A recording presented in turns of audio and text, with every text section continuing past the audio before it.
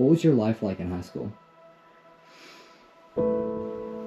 Immersed in science, immersed in the outdoors. I took all of the math and science that there was to take and enjoyed every bit of it.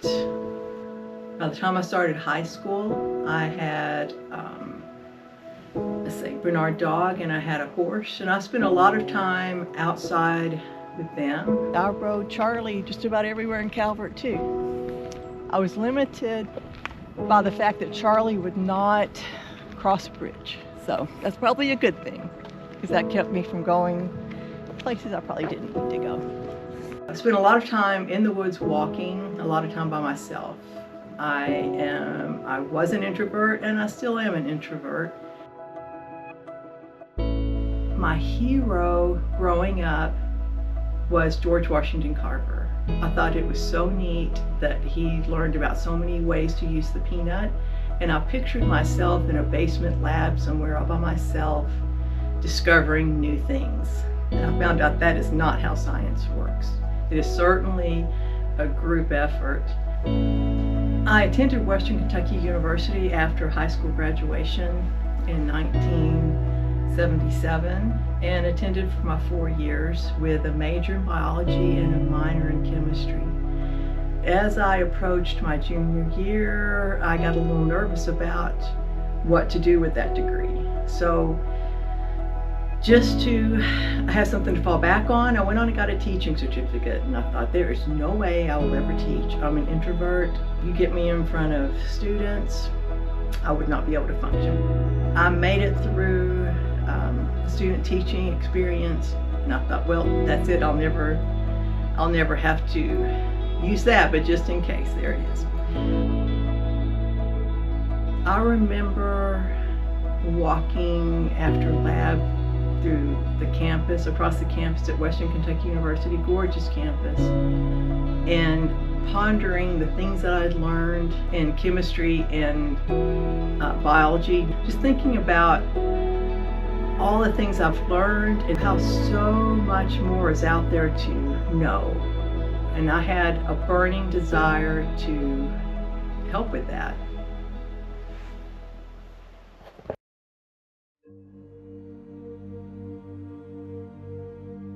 My first research experience was an amazing opportunity after my sophomore year of college to travel to Panama and stay in the canal zone.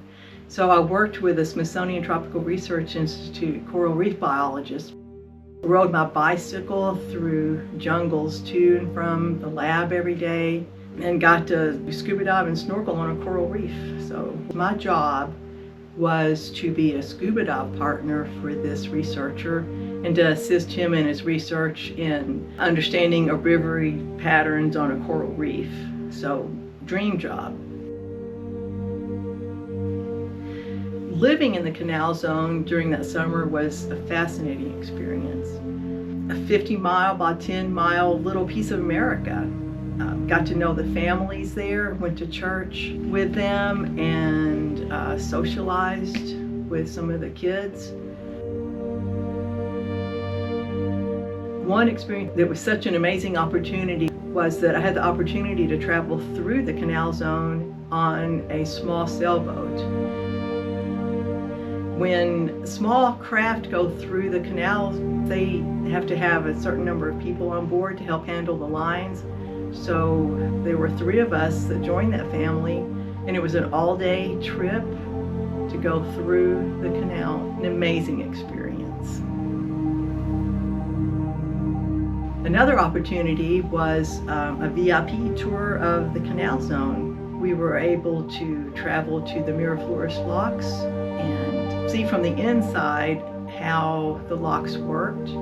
And actually I was able to open up a lock on the canal zone. So that was a neat experience too. Another experience while I was in Panama, I had the opportunity to travel to Barrow, Colorado Island. That's a research island in the middle of Gatun Lake, and got to spend the night there in the midst of the jungle. I never knew that insects could sound so loud. I've had cicadas in Kentucky, but the insect sounds on Barra, Colorado Island rival the cicadas here.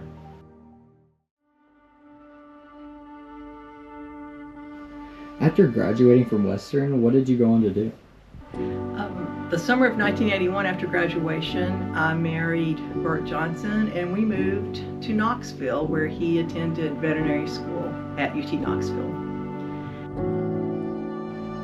I ended up getting a job at the University of Tennessee Animal Science Department and did research pertaining to mineral balances in cattle. So I had the opportunity there to collect and process just about every fluid or solid that can come out of a cow. At that point, after 2 years of that, I decided to go into botany. So at University of Tennessee, I was going to do research in the Smoky Mountains. But after I had applied to graduate school, a professor called me and had seen my marine biology research that I'd done in Panama and said, I do work in Antarctica. Would you like to join me in my research in studying phytoplankton? Smoky Mountains, Antarctica. I said yes.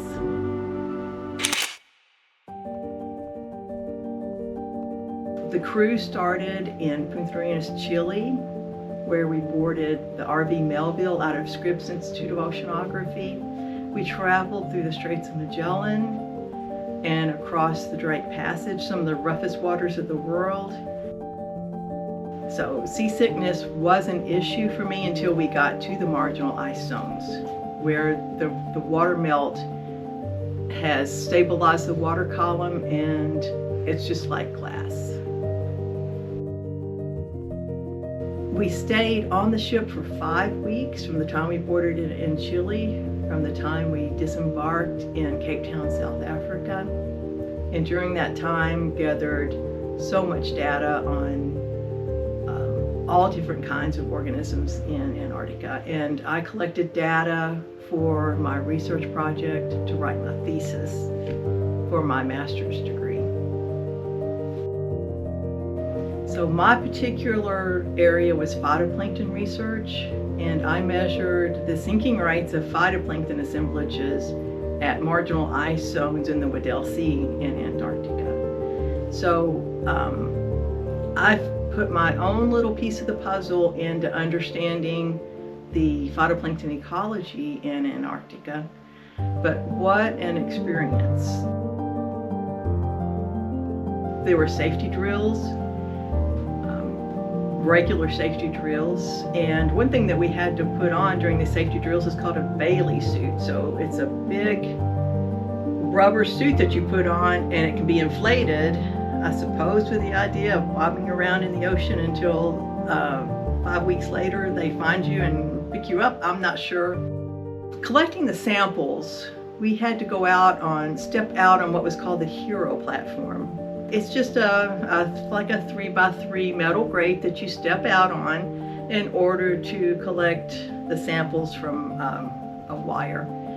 And I didn't see any problem with it, but I found out one dark night, rough waters, why it's called the Hero platform. That night, there were 2 of us working that wire, collecting the water. And it was too rough, and we probably should not have been out there, but we were going to collect our samples.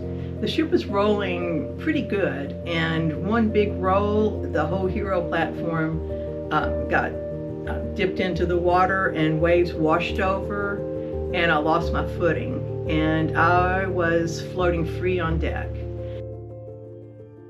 Now, one thing that was not very safe on this ship was there were some open areas at the side where all there was a chain, and then all the underneath it was open. So I was heading with the water toward that opening. The researcher I was with was close enough, fortunately, and he stepped on me and held me down until that water washed off. Otherwise, I would have been washed into the Antarctic Ocean on that night, and very unlikely that I would have been recovered.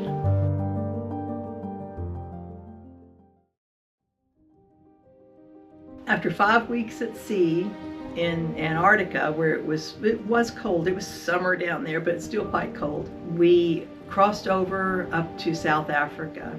So we had about a week of warm, sunny weather, and then disembarked at Cape Town, South Africa.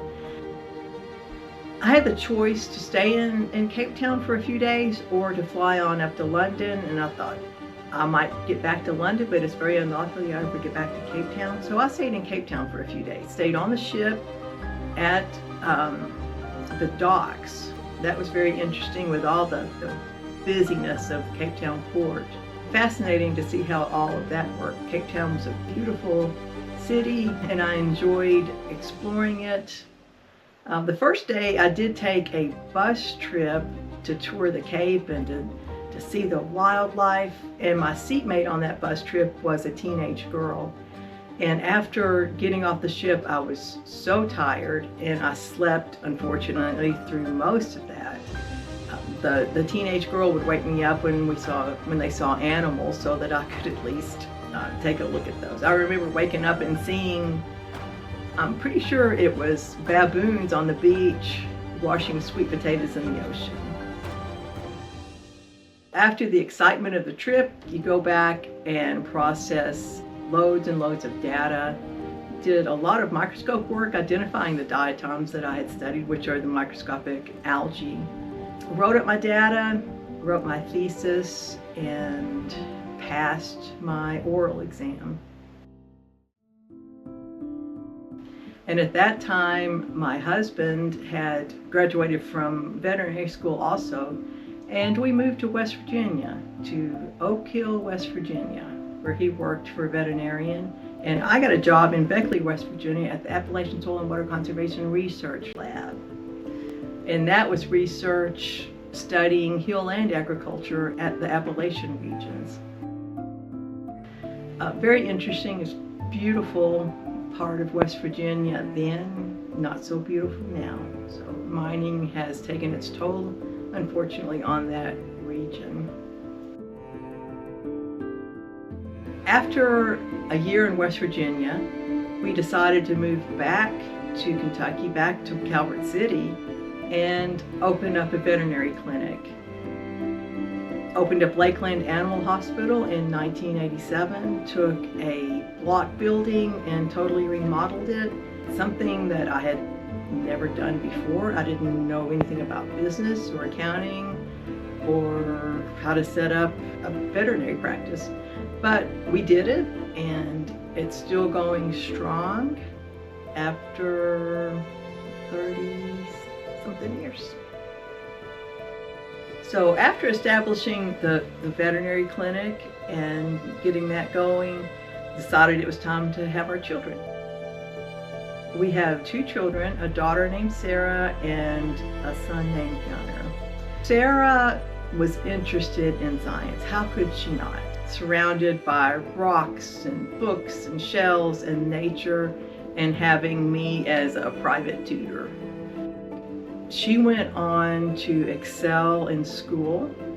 She went to University of Miami and majored in several sciences, biology, marine science, geology, and a couple of minors. So she had an excellent college experience and could have gone into research, could have gone to veterinary school, but she decided she wanted to get into human medicine. So she is a surgeon.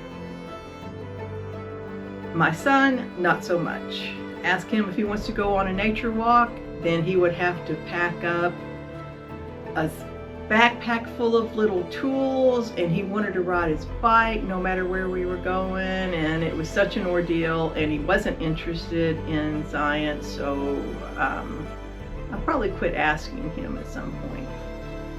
He did go on to get a degree in computer science, so still science. After both of my children started school, I started exploring different things to do. I always wanted to get back into the science field, but I wasn't really sure what to do. As for the teaching, as a graduate student at UT Knoxville, I had a teaching assistantship, and they threw us in as the primary instructor for the general biology classes. I will say at that point I fell in love with teaching. I went to Murray State and offered to volunteer my time just to get a feel for the atmosphere, see what I might want to do. And I ended up with Dr. Marion Fuller, a botanist there who oversaw the herbarium at Murray State University. I didn't really know much about herbarium, didn't really know about identifying the higher plants. The herbarium was being moved at the time, and it was a mess, and I love a mess. I love organization, so I stepped right in there and started working. First I volunteered, and then they were able to pay me a student worker's salary, even though I had a master's in botany, but that was fine. I worked there for 5 years. So after 5 years, I was ready to do something else. And my Antarctic professor, Dr. Walker Smith, sent me an email. How about going back to Antarctica? This time I was going as just a lab assistant, basically. I did not have to worry about my own personal research, just going along and doing my job. Also, this trip offered the opportunity of spending some time in New Zealand. So the idea was that I was going to go to New Zealand, spend 2 weeks, then fly to Antarctica, and 5 days on the boat back to New Zealand. That was the plan. But there was a giant iceberg larger than the island of Manhattan that broke loose and blocked the opening out of the Ross Sea. So the ship that we were going to be on, we could no longer take. We tagged along with a geology group on the research vessel Nathaniel B. Palmer. So I ended up 2 days in New Zealand, 2 weeks on the ship, and then another 2 days in New Zealand. So I missed out on some New Zealand adventures. So that was very relaxing because we only worked about 4 days. That's all the research that we had. And the rest of the time there were other researchers doing their job. So helped out a little bit when I could, but read a lot of books and just kind of chilled out on an Antarctic research cruise. The opportunity to visit New Zealand was amazing, and I did get to see as much as I could in those 2 days. To get to Antarctica from New Zealand, fly out from Christchurch. So we went to Christchurch and got outfitted with everything that we would need for our time at sea, and everything had to fit in one big orange bag. So we got all of our cold weather gear and crammed it all in that bag, and then when everything is all gathered up on the day that we're to fly out, we would all go to the airport. And to fly to Antarctica, it seems like it was probably about a 6-hour flight. So if the weather was okay in Antarctica, then we could fly, and weather changed so rapidly down there. So once you went to the Christchurch airport, you didn't know if you're going to be able to fly out at all. You may have to wait another day, but the day that we went, we were able to fly out, and it was on an Air Force cargo plane. So the seats were not very comfortable. It was the orange webbing, and we were crammed in there, and unfortunately there was only a couple of windows. You could not get a window seat and see all the neat vistas as we flew over the ocean and onto the continent. Landed on an ice sheet and traveled to McMurdo Station. Got to spend 3 nights on the continent. Very interesting experience. 24 hours of sunlight, very cold, very windy, very sunny. The sun is very bright there, and whenever we went out, we needed to wear sunscreen and sunglasses, and everyone carried a jug of water no matter what. The humidity is 0% down there, so we had to be concerned about dehydration. And then after your second Antarctica trip, what did you end up doing after that? I decided it was time to leave the herbarium and move on to other things.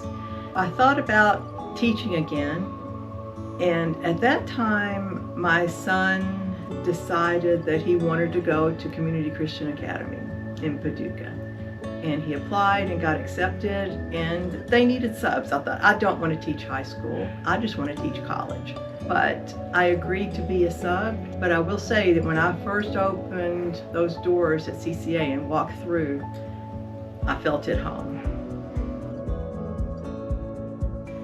And it ended up that for the subbing, the biology teacher there had some health problems a couple of different times, and I ended up teaching about half of that year. It was intense without the resources that I needed. I had to come up with my own. Mr. Lane had taught high school for 45 years, and he really taught from his mind. He didn't have a lot of stuff written down, so it was interesting to come up with lesson plans and decide how I was going to teach things. Now, facing those teenagers was nerve-wracking. I was sick every morning for the first 2 weeks that I taught, but I got settled in and found out that I enjoyed it.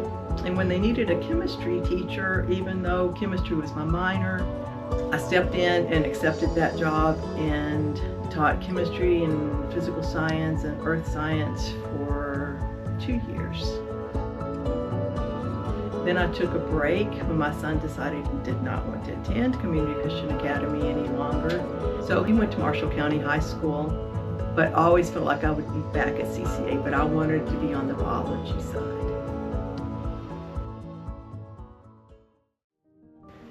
After my son graduated from Marshall County High School, then I was ready to go back and find my career.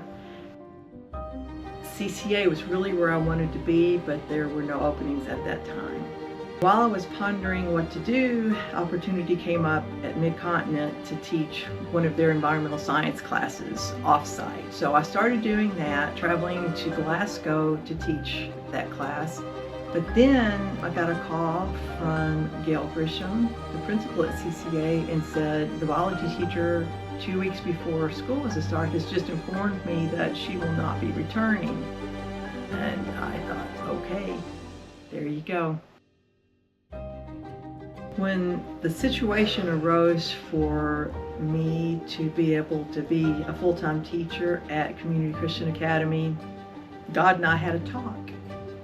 I told him, I said, I'm going to be working with teenagers here, and you need to give me a love for teenagers because I hardly like my own.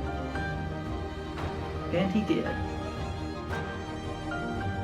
So for a few weeks I taught at Mid-Continent, traveling to Glasgow at night and teaching at CCA during the day.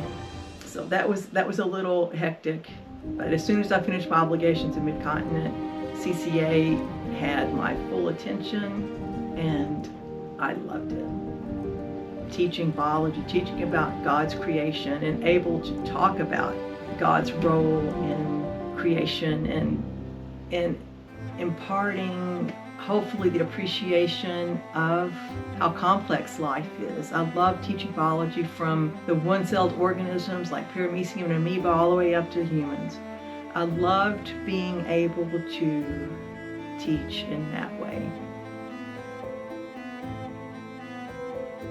So I continued teaching at Community Christian Academy until 2024, a total of about 15 years. And I would like to say, with all of my experiences in science, all of the traveling, the research experience, the lab experience, the field experience, even though those were amazing experiences, nothing has been so personally satisfying to me as teaching at Community Christian Academy. If you could send any message to the world, what would it be? So many people believe that if a person is a scientist, then they must not believe in God. And I'm here to say that there is nothing that I ever learned in science that made me doubt God's existence. It strengthened the idea to me that there is a creator, that there is a purpose and a plan for the life on earth. It could not have just arisen by chance. But I don't know how anybody can look at a paramecium and how complicated that little one cell is with all the life processes that are going on. How can you look at that and believe that everything happened by chance? Not to even mention a human in all of its complexities. Jesus tells us to love the Lord our God with our heart, mind, soul, and strength, and love our neighbors as ourselves. So we are to love others. We certainly need to be more kind to other people. You have no idea what other people are going through in their lives, and we just need to show more kindness and patience with each other. How did Miss Muir affect your life? Well, Miss Muir was very impactful on my life. She made me not scared of bugs, made me love animals and care for everything around me and the environment. She was just a very impactful person on my future and my career choices, and I'm just very thankful for her. So Miss Muir, I love Miss Muir so much. I never had a harder class in my life than her biology class. Whenever I found out that she was retiring, I was so happy that I switched because I loved her biology 1 class. I have awful memory, but she was such an amazing teacher. I still remember the stuff that she taught me to this day. I love Tina Muir. I love what she brought to our school. I love how she kept the kids engaged. So many miss her, and she was an encouragement to me. So I miss you, Tina. Something that I really liked about Miss Muir is she had such a clear passion for what she was talking about.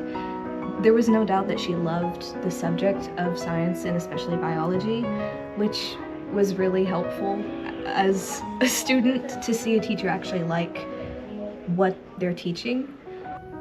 I can say that Miss Muir impacted me on multiple levels because I got the privilege of being a mom here whose daughter she taught, and the investment that she made in my daughter's education was phenomenal.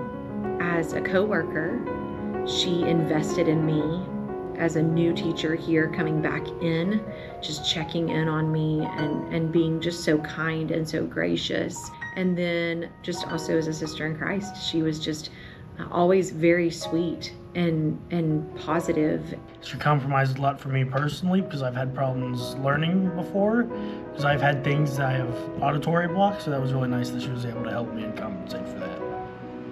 Miss Muir was extremely special in my life. I had her for biology whenever I started in my 9th grade year, and I did not like science before that, but she's our biology teacher and she completely made me fall in love with biology, so she impacted my life in that way. But also her personality and her caringness just uplifted me so much and made me really appreciate teachers in general, but Miss Muir was just incredible and she always cared for me so much, and I love her. Miss Muir showed me what it means to be passionate about something, no matter what everyone else thinks about it. If anyone thinks it's weird or not, she showed me it's okay to give it your best and try to pursue your passions.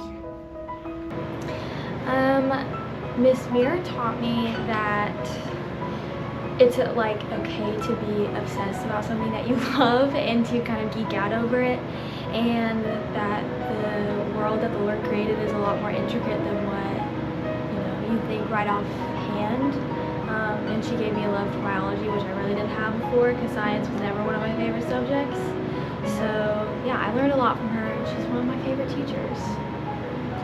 Hi, my name's Ethan. I'm a junior at CCA as well as the creator of this documentary.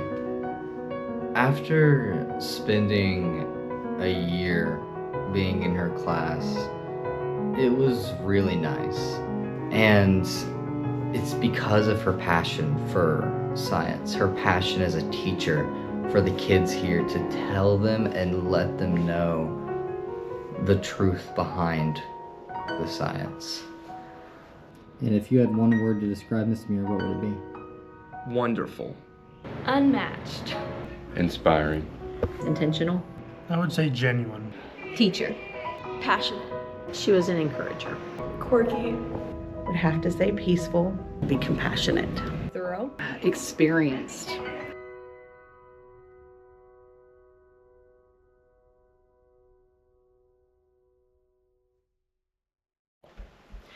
Ethan, I want to thank you for choosing me to be your subject of this documentary. It's flattering. But you could have actually done a documentary on anybody. There's so many people that we meet and we don't know their story. So everyone has a story. We need to all remember that.